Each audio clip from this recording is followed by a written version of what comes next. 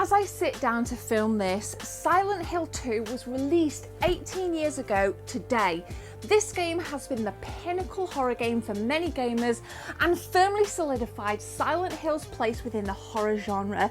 Me personally, I'm still loving it in 2019, and having been playing through it on stream recently with the HD collection, I've realised how just rusty my memory is as to what you do on certain puzzles, where to go, who to interact with. But luckily there's been a fantastic community of viewers that have been helping me plough through Silent Hill again. I feel it is now the perfect time to talk about some fond memories in Silent Hill and just explore what this game means, not just to me, but to you and to the wider horror genre. This is Silent Hill 2. Happy birthday, let's take a look.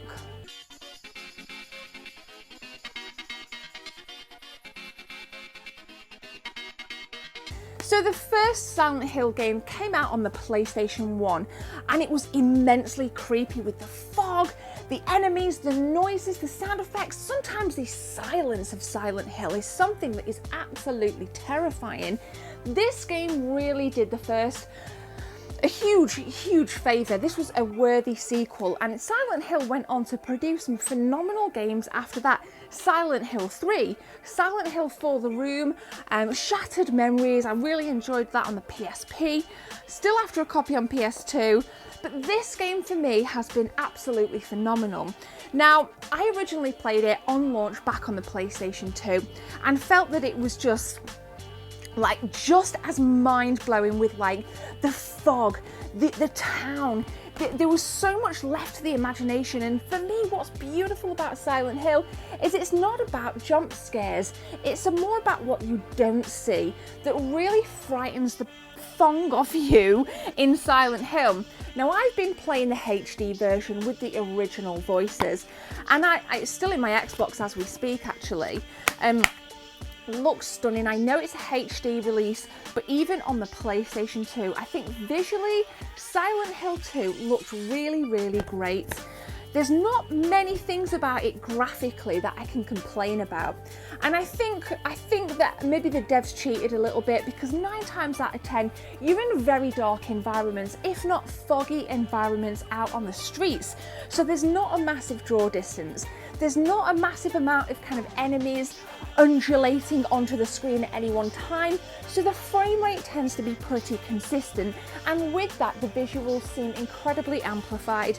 So when I first started playing this again on stream, and yes, it's the HD version, it just took me back to how I remember first playing this and being like, wow, this really does show off how beautiful the PlayStation 2 hardware was back in 2001.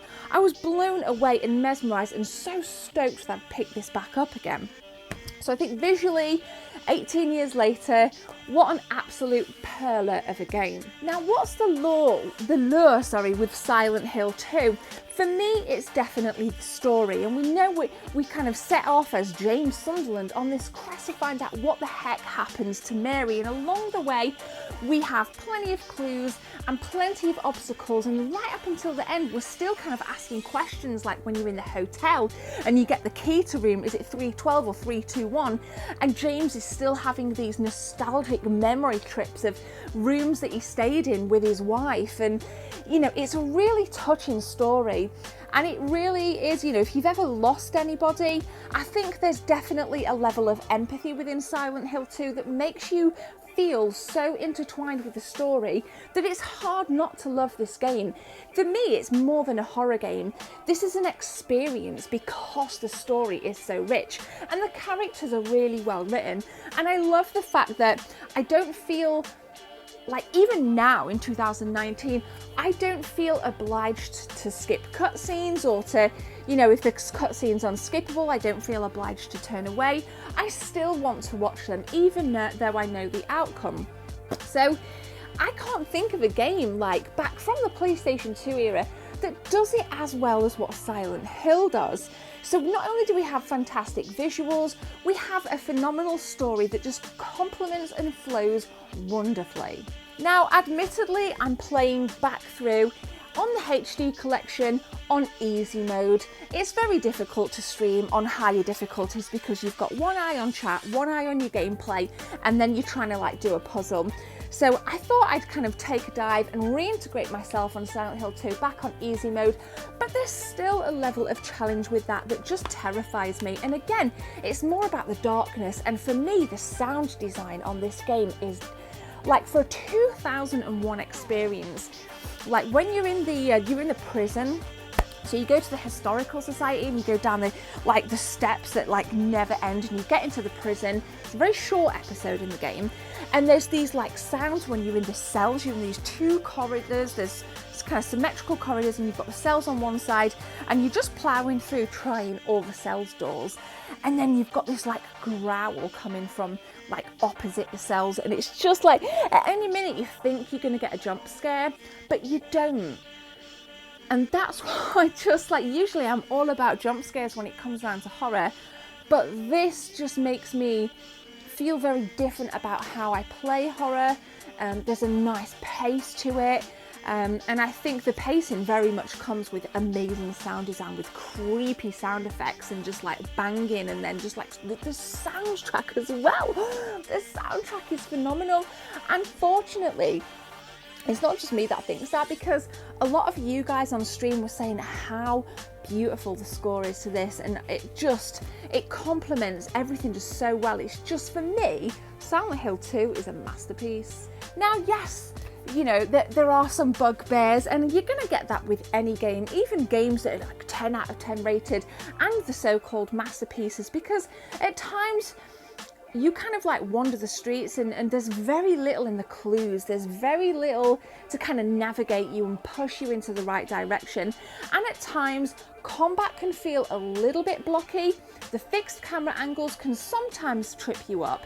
And especially going back to it, having been so used to 360-degree movement on games on PS4, and then you kind of have to come back to games like Silent Hill 2 and devolve your playstyle that little bit. So it's important for me to just remember and not to judge it too much, because this is a game from 2001.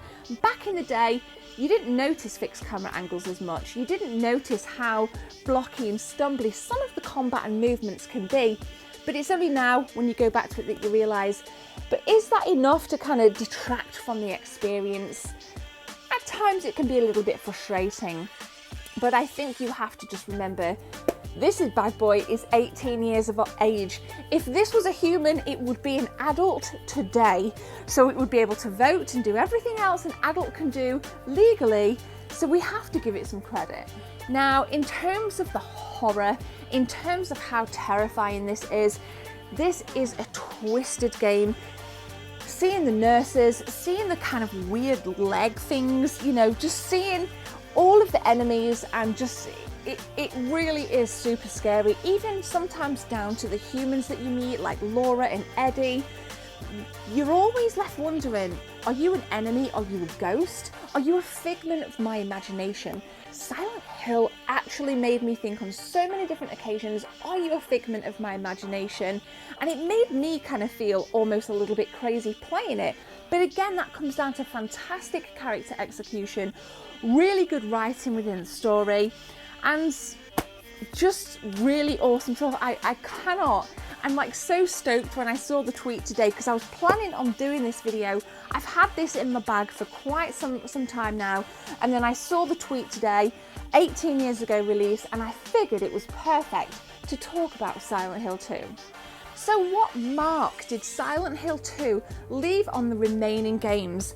Unfortunately, we haven't seen much from the Silent Hill gaming aspect of the franchise for quite some time.